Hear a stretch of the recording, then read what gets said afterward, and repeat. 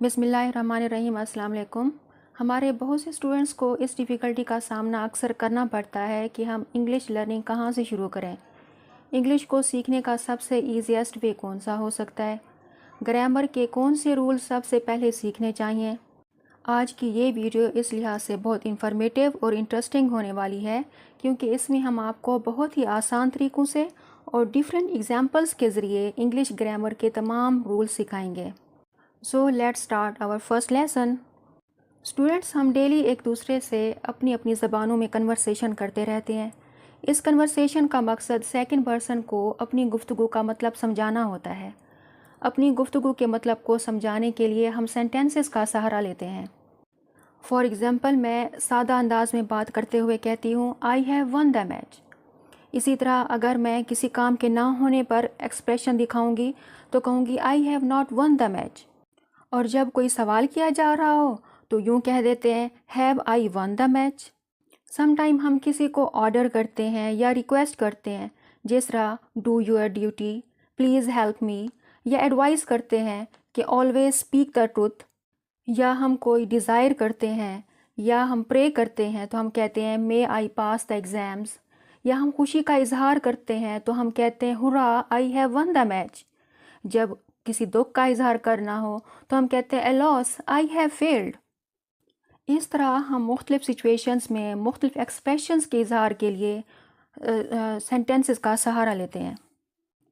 चुनांचे English सीखने के लिए सबसे ज़्यादा इम्पोर्टेंट और बेसिक एलिमेंट जो सीखना ज़रूरी है वो है सेंटेंस स्ट्रक्चर या sentence making. Grammatical point of view से अगर देखा जाए तो एक सेंटेंस इन दो हिस्सों पर मुश्तमिल होता है, यानी टेंसेस और पार्ट ऑफ स्पीच। टेंसेस को टाइम ऑफ एक्शन भी कहा जाता है क्योंकि इसमें यह देखा जाता है कि कौन सा काम किस ज़माने में किया गया, प्रेजेंट, पास्ट या फ्यूचर में। पार्ट ऑफ स्पीच ग्रामर के वो रूल्स होते हैं जिस पर एक सेंटेंस की कंस्ट्रक्शन होती है, जिसमें noun, pronoun, adjective, verb, adverb, preposition, conjunction और इंटरजेक्शन शामिल हैं। टेंसेस और पार्ट ऑफ स्पीच को हम नेक्स्ट लेसन्स में सीखेंगे। आज हम ये सीखेंगे कि एक सेंटेंस कितने हिस्सों में डिवाइडेड होता है और कितनी किस्म के सेंटेंसेस हम डेली यूज़ करते हैं। एक सेंटेंस होता क्या है, इसको हम डिफ़ाइन करते हैं a group of words arranged in a meaningful way which gives a complete sense. अल्फाज का एक ऐसा गिरोह जिसे बामैनी अंदाज में इस तरह तरतीब दिया जाए जो एक कंप्लीट या मुकम्मल मैनी रखता हो। सेंस मीन्स एक मैनी रखना, मतलब रखना। इसको हम एग्जाम्पल से वाज़े करेंगे। जिस तरह यहाँ पे कहा गया है कि द मदर कुक्स फूड, माँ खाना पकाती है। दी गर्ल्स आर सिंगिंग, लड़कियाँ गीत गा रही हैं। इन दोनों एग्जाम्पल्स में देखें तो एक वर्क हो रहा है और इनका मतलब बिल्कुल वाज़े है। बताया जा रहा है कि इसमें माँ खाना पका रही है और लड़कियाँ जो हैं वो गीत गा रही हैं। अब इसके नीचे अगर देखें तो यहाँ पे है कुक्स दी मदर फूड। अब यहाँ एक सेंटेंस तो है लेकिन इसकी तरतीब आगे पीछे है, इसको अरेंज नहीं दिया गया मीनिंगफुल वे में, इसलिए इसे किसी भी लिहाज से एक कंप्लीट सेंटेंस नहीं कहा जा सकता क्योंकि इसमें कंप्लीट मतलब नहीं बताया गया। एक सेंटेंस दो हिस्सों में डिवाइडेड होता है, सब्जेक्ट और प्रीडिकेट में। Subject is about which something is said. Subject ऐसी चीज़ है जिसके बारे में कुछ ना कुछ कहा जाता है कि वो क्या काम कर रहा है, उसकी क्या एक्टिविटी है, उसे सब्जेक्ट कहा जाता है। ऊपर दी गई मिसाल में जिस तरह दी मदर कुक्स फूड, दी मदर सब्जेक्ट है। इसी तरह दी गर्ल्स आर सिंगिंग, इनमें गर्ल्स सब्जेक्ट है। और प्रीडिकेट को वर्ब पार्ट भी कहा जाता है। जिस तरह Ali is playing hockey, Ali hockey खेल रहा है। अब इसमें आप देखें तो खेलना, हॉकी का खेलना, ये वर्ब है। तो यहाँ पे प्रीडिकेट भी यही कुछ है कि which tells something about the subject, यानी सब्जेक्ट के बारे में कुछ ना कुछ बताता हो तो उसे प्रीडिकेट कहते हैं।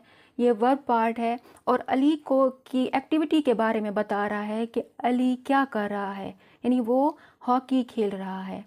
I am writing a book, तो यहाँ पे देखें राइटिंग अ बुक प्रीडिकेट है। इसमें किताब का लिखना एक एक्टिविटी हो रही है, वर्ब है ये। और ये کس کے لیے؟ سبجیکٹ کے بارے میں بتا رہا ہے، یعنی آئی کے بارے میں بتا رہا ہے۔ سینٹینس 3 قسم کے ہوتے ہیں، سمپل، کمپاؤنڈ، کمپلیکس۔ اب ہم سب سے پہلے سمپل کی بات کرتے ہیں۔ Simple sentence consist of one ورب اینڈ ون تھاٹ، یعنی ایک سمپل سینٹینس ایک ورب پر اور ایک سوچ پر یا ایک خیال پر مبنی ہوتا ہے۔ اس میں ایک ایکٹیویٹی کے بارے میں بات کی جا رہی ہوتی ہے، جس طرح آئی لیو ان لاہور، اس میں یہی کہا جا رہا ہے کہ میں لاہور میں رہتا ہوں، ایک ورب ہے لیو، کام یعنی رہنا، تو ایک کام ہو رہا ہے، تو اسی وجہ سے تھاٹ بھی ایک ہی ہے، اس میں اور کوئی ایکٹیویٹی کا کوئی بھی اور خیال کا ذکر نہیں ہے۔ اس کا سیکنڈ سینٹینس ہے I have done my duty, میں نے اپنا فرض ادا کر دیا ہے۔ ہیو ڈن، تو یہ بھی ایک ورب ہے اور اس میں ایک ہی تھاٹ کی طرف اشارہ کیا جا رہا ہے، تو یہ ایک لحاظ سے سمپل سینٹینس کہلائے گا۔ اب ہم بات کرتے ہیں کمپاؤنڈ سینٹینس کی۔ It consist of more than one clause joined by a conjunction, یہ ایک سے زیادہ کلاز پر مشتمل ہوتا ہے اور انہیں کنجنکشن کے ذریعے جوڑا جاتا ہے۔ It expresses more than one thought, اور اس میں ایک سے زیادہ خیال کا اظہار کیا جاتا ہے۔ اس کو ایگزامپل سے میں بتاؤں گی۔ I go to Lahore and see my friends there. اب ذرا غور سے دیکھیں اور سمپل سینٹینس کو بھی ذہن میں رکھتے ہوئے یہاں پہ اس کو سمجھیں۔ جس طرح یہاں کہا جا رہا ہے نا آئی گو ٹو لاہور، یہاں تک اگر بات دیکھیں تو یہ سمپل سینٹینس ہے، لیکن جیسے ہی ہم آگے بڑھتے ہیں and see my friends there, تو اینڈ کنجنکشن ہے، کنجنکشن کے ذریعے سیکنڈ کلاز کو ملایا گیا ہے۔ اب اس سینٹینس میں اگر دیکھیں تو دو ایکٹیویٹیز ہو رہی ہیں، گو اینڈ سی، جانا اور ملنا، تو یہ دو ورب یہاں پہ استعمال کیے جا رہے ہیں۔ یہاں اگر دیکھیں تو دو کلازز بھی بن جاتے ہیں۔ جب دو کلازز آپس میں اکٹھے کنجنکشن کے ذریعے ملتے ہیں تو وہ کمپاؤنڈ سینٹینس بن جاتا ہے۔ اس میں دو خیالات بھی ہیں اور یعنی دو ایکٹیویٹیز بھی کی جا رہی ہیں۔ کمپاؤنڈ کی ڈیفینیشن میں نے کلاز کا لفظ استعمال کیا ہے۔ یہ کلاز کیا ہے؟ کلاز ایسے الفاظ کے گروہ کو کہتے ہیں جو ایک سینٹینس کا پارٹ بناتے ہیں۔ ان میں ایک سبجیکٹ اور ایک پریڈیکیٹ ہوتا ہے۔ اگر اس کی ڈیفینیشن دیکھیں تو یوں ہے، a group of words which requires another group of words to give a complete sense، الفاظ کا ایک گروہ جو الفاظ کے دوسرے گروہ کو ریکوائر کر رہا ہے، یعنی اس کو ضرورت ہے دوسرے گروہ کی، تو یہاں سے وہ ایک کمپلیٹ میننگ بھی دے، تو اسے کلاز کہا جاتا ہے۔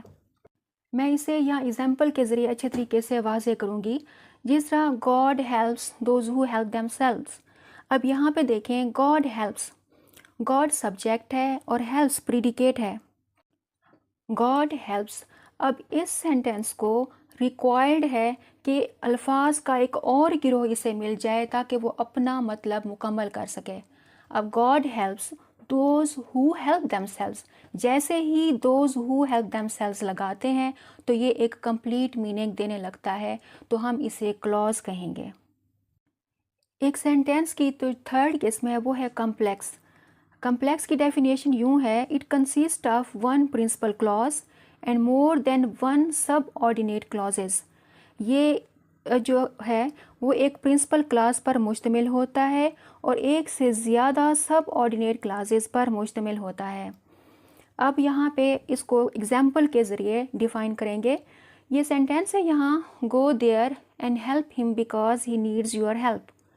اب یہاں پہ گو دیئر یہ پرنسپل کلاز ہے، اس کے بعد اینڈ کنجنکشن لگا دیا گیا، ہیلپ ہم because he needs your help, تو یہ سب آرڈینیٹ کلازز ہو جاتے ہیں۔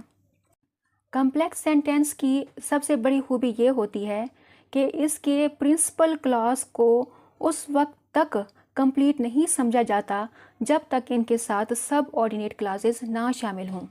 اگر ان دونوں کلازز کو الگ کر دیا جائے تو پرنسپل کلاز بے معنی رہ جاتا ہے، اس کا معنی پورا نہیں ہوتا۔ موسٹلی ایسا ہوتا ہے کہ کمپاؤنڈ اور کمپلیکس سینٹینسز کو اکٹھے ملا کر ایک لینتھی سینٹینس بنا دیا جاتا ہے، جس کو میں یہاں پہ ایگزامپل سے واضح کروں گی۔ یہاں پہ ہے do your work because this will improve your writing skill and I wish you improve it. اب یہاں پہ آپ دیکھیں تو کمپاؤنڈ اور کمپلیکس کو اکٹھے ملا دیا گیا۔ یہاں پہ do your work because this will improve your writing skill, یہ کمپاؤنڈ ہے، جیسے ہی اس کے ساتھ اینڈ کنجنکشن لگا دی گئی تو آگے آئی وش یو امپروو اٹ، تو یہ کمپلیکس میں شامل ہو گیا، یعنی اس میں زیادہ ڈیٹیل آ جاتی ہے، ایک دوسرے پر ڈیپینڈ کرنے لگتے ہیں یہ سینٹینسز، تو یوں کمپلیکس اور کمپاؤنڈ سینٹینسز مل کر ایک لینتھی سینٹینس بناتے ہیں۔ آئی ہوپ آپ کو آج کا لیسن بہت اچھی طرح سمجھ میں آ گیا ہوگا۔ آپ اسی طرح ڈیفرنٹ سینٹینسز کی پریکٹس کر کے اپنی انگلش کو امپروو کر سکتے ہیں، کیونکہ more you practice more you learn. کل انشاءاللہ نئے لیسن کے ساتھ حاضر ہوں گے۔ ویڈیو پسند آئی ہو تو اسے لائک، شیئر اور سبسکرائب ضرور کر دیں تاکہ آپ کو زیادہ سے زیادہ سیکھنے کا موقع ملے۔ شکریہ۔